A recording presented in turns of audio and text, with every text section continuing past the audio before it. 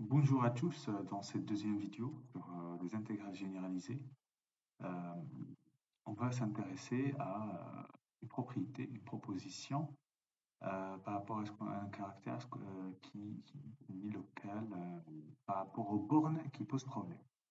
Alors concrètement, on va prendre A et B de réel, A dans R, B dans R bar, ça veut dire que B peut être égal à plus l'infini. F continue sur le semi-ouvert A ouvert en B, ça veut dire qu'en B il y a un problème à étudier. La nature de l'intégrale généralisée, l'intégrale de A à B de f ne dépend pas du comportement de f au voisinage de B. Alors, autrement dit, si je prends un C entre A et B, okay, les intégrales de A à B et les intégrales de C à B sont de même nature. Regardez ces exemples. J'ai l'intégrale, je vais oublier les bornes, de 1 sur t carré. Alors, 1 sur t carré, on est d'accord, elle n'est pas définie en 0. Donc, problème, il est en 0. Or, j'intègre de 1 à plus l'infini, donc il n'y a pas de problème en 0. Mais on avait déjà vu, dès qu'il y a l'infini, c'est un problème automatique. Très bien.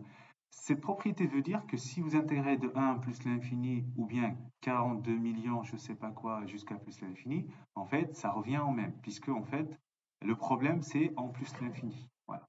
Que vous commencez à 1 ou 45 000, ce qui nous intéresse, c'est la nature de cette intégrale, et en plus l'infini là où il y a le problème, et donc voilà, quand c'est 1 ou 45 000, je sais, enfin c'est la même chose. Alors pourquoi ça? Ben, parce que parfois, voilà, quand on va, par exemple, allez, on va enchaîner avec la partie qui suit, quand on va avoir des problèmes aux deux bornes, d'accord? Donc on va être sur l'ouvert AB, hein, ouvert en A, ouvert en B. Donc les deux bornes posent problème et ils sont dans R bar, ça veut dire A peut être égal à moins l'infini, B peut être égal à plus l'infini. Alors, donc, d'abord, il va falloir regarder ce qu'on a. Donc, si je prends un C entre A et B, et donc je sépare mon intégrale, comme ça je garde problème en une seule des deux bornes, vous voyez, intégrale de A. Si l'intégrale de AC, l'intégrale de C à B convergent, alors l'intégrale de AB, c'est la somme des deux intégrales, vous voyez. Sinon, dans tous les autres cas, l'intégrale est dite divergente. Mais alors, si j'ai une primitive de f, l'intégrale généralisée va converger si seulement si f admet une limite finie en b- et en a+. Vous voyez, parce que si grand F c'est une primitive, l'intégrale de a à b de f de t, ça revient à faire f de b qui est la limite quand t est envers b de f de t, moins f de petit a qui revient à faire la limite quand t est envers b. Voilà, donc idée à avoir en tête, dès qu'on va avoir une primitive, on peut traiter les deux problèmes en même temps. Mais si on n'a pas une primitive, on va voir. Alors, donner la nature des intégrales, donc on va corriger ça. Alors, petite correction. Alors, le petit 1, donc i, c'est intégrale de 0 à plus l'infini de 1 sur t carré dt. Donc, en fait, je connais une primitive, donc c'est moins 1 sur t de 0 à plus l'infini. Et donc, ça fait quoi? Moins la limite quand t tend vers plus l'infini de 1 sur t. C'est pas, alors, moins plus la limite quand t tend vers 0 plus de 1 sur t. Alors, la première, vous voyez ici, ça tend vers 0. Et puis la deuxième, ça tend vers plus l'infini. Donc, le résultat, c'est plus l'infini. Et c'est une intégrale divergente. Vous voyez, j'avais un problème en les deux bornes, plus l'infini et 0. Et pourtant, je n'ai pas séparé parce que je connais une primitive. Hein, c'est juste parce que je connais une primitive. Alors, J, intégrale de moins l'infini à plus l'infini. Encore une fois, les deux bornes posent problème. Mais je connais une primitive de 1 sur 1 plus x carré qui est arctangente x. Voilà, de moins l'infini à plus l'infini. Donc c'est la limite en plus l'infini qui vaut pi sur 2, moins la limite en moins l'infini qui fait moins pi sur 2, ça fait pi. Donc convergente. OK? Alors, on va avoir la troisième. Donc là, c'est l'intégrale de 0 à plus l'infini de ln de t. Encore une fois, problème en les deux bornes, mais on connaît une primitive de ln de t, c'est t ln de t moins t, en 0 plus l'infini. Alors, en plus l'infini, donc il va falloir regarder, donc la limite de t ln de t moins t, moins la limite quand t tend vers 0 plus de t ln de t moins t. Alors, normalement, donc là, c'est t tend vers plus l'infini. Et en plus l'infini, le premier terme tend vers plus l'infini. Deuxième terme, moins l'infini. Puis le résultat, moins ici, donc tend vers 0 et puis 0, moins 0. Croissance comparée ici. Alors, on va avoir plus l'infini, moins l'infini. Dans tous les cas, on peut bricoler, voilà, mais ça diverge. Voilà.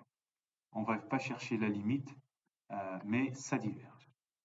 Alors, il nous reste l'intégrale de cos t. On a déjà vu dans la première partie, donc la deuxième question, intégrale de moins l'infini à plus l'infini de cos t dt. En fait, on connaît une primitive. C'est sinus t, pardon, entre plus l'infini et moins l'infini. Mais n'existe pas, cette limite n'existe pas. Donc, divergente. Voilà. Alors, donc, OK. Alors, regardons la remarque qui suit. On vous dit que, qu'est-ce qui se passe? Nous avons de la chance ici de pouvoir passer à la primitive. Donc, la convergence ou la divergence est facile à obtenir. Mais dans le cas, par exemple, il s'agit d'étudier la convergence d'une intégrale du type sinus t sur t carré. Là, on ne voit pas de primitive. Donc, pour étudier la convergence, il va falloir séparer, donc, puisqu'ici, il y a un problème en 0 et en plus l'infini, il faut couper par 1, voilà, et regarder les deux intégrales séparées, de 0 à 1, puis l'intégrale de 1 à plus l'infini, en utilisant les critères que nous allons évoquer plus loin dans le cours. L'intégrale de départ, qui était de 0 à plus l'infini, ne sera convergente que si les deux convergent. D'accord? Alors, donc, je vais juste donner une remarque. Je vais donner une remarque qui servira pour la suite. Attention. Donc, si intégrale de f converge et intégrale de g converge, l'intégrale de f plus l'intégrale de g, disons sur AB, l'intégrale, la somme des deux intégrales converge. S'il y a une qui converge et l'autre diverge, si l'intégrale de A à BF diverge et l'intégrale de G converge, l'intégrale de la somme des intégrales, pardon, ça diverge. Mais attention, si les deux divergent, regardez, l'intégrale de F diverge, l'intégrale de moins F diverge aussi. Pourtant, quand je fais la différence, l'intégrale de f moins f, ça fait l'intégrale de 0, ça fait 0, ça converge. Donc attention, diverge avec diverge, ça peut converger. Voilà. Donc, ce qui va être intéressant à regarder, c'est que c'est un cas particulier où on va dire, voilà, je vais lancer la partie qui suit, donc remarque 2, on va dire.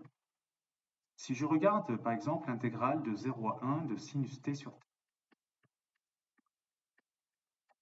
Alors, commence un petit peu à s'habituer. Problème, il est où? En 1, il n'y a pas de problème. Problème, c'est plutôt en 0. Alors, ce qu'on sait, c'est que t associe sinus t sur t est continu sur le semi-ouvert. Voilà, c'est semi-ouvert. Il faut que j'enlève ça. Voilà. Tac. Ça, voilà, sur 0 ouvert. Alors, si jamais on arrive à montrer que cette fonction admet une limite finie en 0, ça veut dire en fait, elle se prolonge par continuité. On va regarder la limite quand t tend vers 0 de sinus t sur t.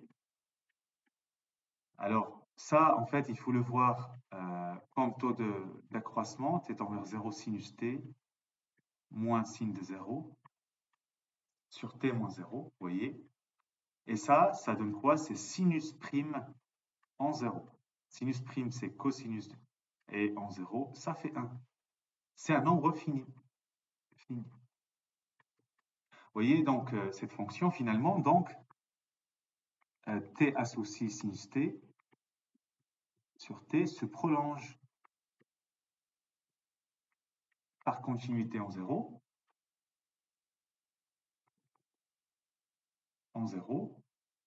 et donc, l'intégrale de 0 à 1 sinus t sur t est convergente, parce qu'on intègre une fonction continue. Et c'est ce qu'on appelle,